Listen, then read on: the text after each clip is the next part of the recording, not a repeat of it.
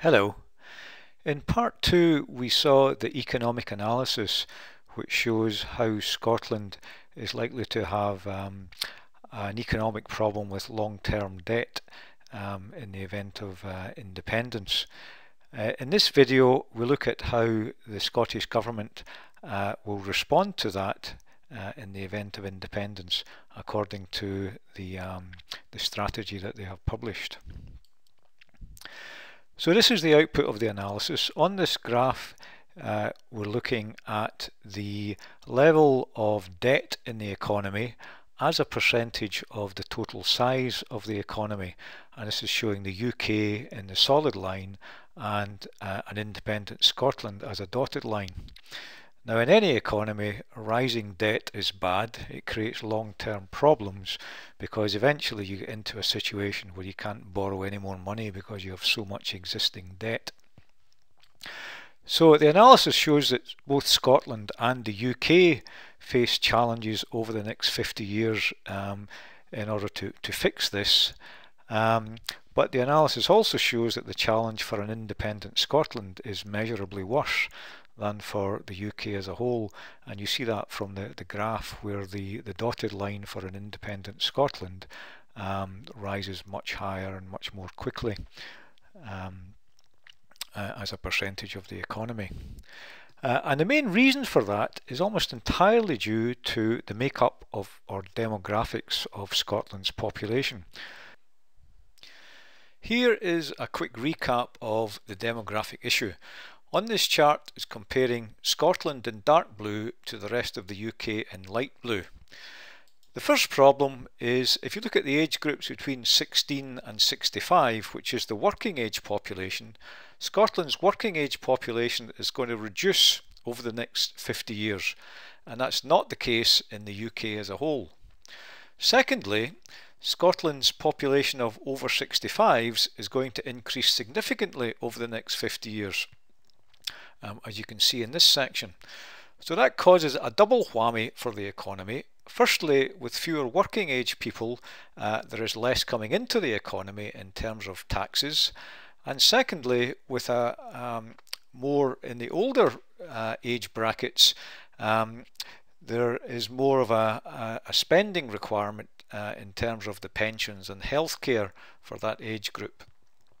The third factor that's significant is that the total size of the population growth is a lot less in Scotland than it is in the UK. The forecast is for Scotland's population to grow by 4% and the UK will grow by over 22% over the next 50 years. The Scottish Government acknowledge there are economic challenges ahead, and they have published a 3-point plan describing how they would deal with it in the event of independence. The first part of the plan is to increase productivity in the economy. Secondly, the Scottish Government will increase the size of the population. And thirdly, they will increase the employment level. Now, all of this is described in the report from May this year, which you can take a look at in full detail. And in that report, the result of these three strategies together is shown in this graph, where the blue line is the kind of existing situation where there is no change, where the level of debt continues to rise unsustainably. The red line is what happens simply if you increase the productivity according to the targets they have, and you can see that has the biggest effect of the three things. If you add in the other two factors, you then get the green line, and altogether, that takes the economy to a situation that is more sustainable in the long term. Let's look at the first and most important of these three factors, which is the productivity growth. Now, growing productivity just simply means that you produce more from what's already there in terms of the existing industries and workforce and resources, etc. And you do that through efficiencies and the like. Now, the reason this helps the economy is that when you produce more goods and services, the government can raise more in taxes on those goods and services. So overall, they have more revenue coming in, so they have to borrow less. So how would the Scottish Government increase productivity? Well, they would do it through a change in the industrial strategy in the country and through a change in the tax regime, mainly in the area of corporation tax. And in their paper, they've set out a goal which is to achieve 2.5% productivity growth per annum. So how does that compare to what has been achieved historically? Well, if you look at the figures on the left here, over the last 40 years, the UK has achieved an average of 2.2% per year.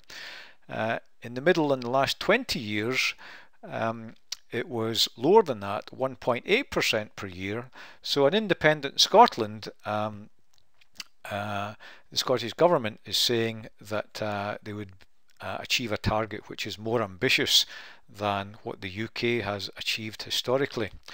Now remember the best case analysis that was done by the IFS, they actually assumed the best case would be 2.2%, so less than the Scottish Government. The reason that they gave is because of this, that North Sea revenues are declining, and depending on whose figures you believe, the rate of decline may be slower or faster, but everyone agrees that North Sea revenues are going down. So the point that is made by the IFS is that in light of this, you really have to run faster to stay still, because a bit of the economy is going away, and that will limit your ability to increase the overall productivity. We can also look at a global comparison. This 2.5% is where an independent Scotland would aim to be. So if you look at some other economies historically over the last 20 years, there are several countries who have achieved higher than that. Korea is one, and then there's a clutch of countries like Poland and Estonia and Slovenia that come out of the old kind of Soviet bloc, who to be honest were starting from a pretty low level. It's interesting, Ireland is also in this group. And there's also a big group of countries we're familiar with that have never really achieved 2.5% per year, including the UK, but also including USA, Japan, Germany, Norway, France, etc. Over the last 20 years. And if you look, the other two elements of the plan increase the size of the population. They will do that by higher immigration. Specifically, future net immigration will be 24,000 per year. That's the difference between the people coming into the country and those leaving. Now for comparison, over the last 20 years, the average has been about 10,000 people a year immigrating into the country.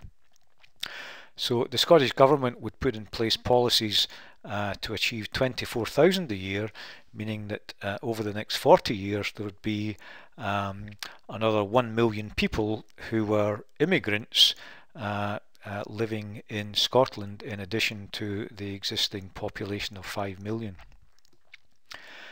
And finally, increasing the employment level would be done through a range of measures, but a big one is to try to improve or increase the level of female participation in the labour market through a number of policies involving better childcare. And the target there would be to increase from 71 to 74%. So in summary, an independent Scotland faces a more challenging outlook than the UK to achieve an economic position that is sustainable in the long run. The reason is to do with the makeup or demographics of the Scottish population. The Scottish Government acknowledges these challenges and is proposing a 3-point plan for the Scottish economy under independence that would increase revenues and address the issue. And the plan comprises higher productivity, higher immigration, a higher rate of participation in the labour market. Thank you very much.